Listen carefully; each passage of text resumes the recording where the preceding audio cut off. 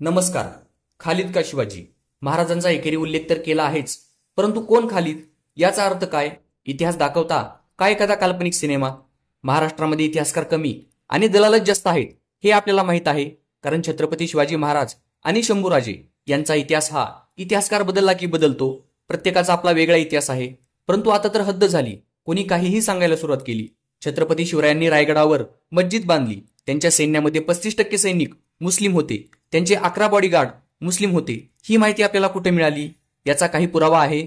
बॉडीगार्डची नावं, त्यांचं घरदार, वंशज तुम्ही जे दाखवता याला काहीतरी आधार असेल. इतिहास हा चांगला असो किंवा वाईट आहे तसा सांगितला पाहिजे, अथवा सांगूच नका. आपल्या मनाला येईल ते दाखवणे म्हणजे इतिहास होत नाही.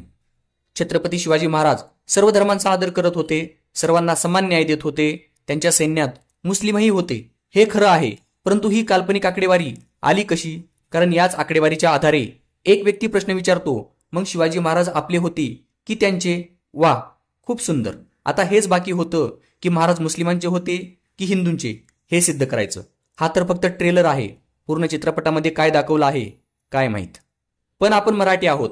आपल्याला ना चित्रपट बघायची गरज आहे ना इतिहासाचा अभ्यास करायची. आपण इतिहासकाराची जात, धर्म पाहणार, त्याची विचारधारा पाहणार, तो कोणत्या पक्षाशी निगडीत आहे, कोणत्या राजकीय नेत्याच्या जवळचा आहे हे पाहून ठरवणार की त्याला विरोध करायचा का समर्थन.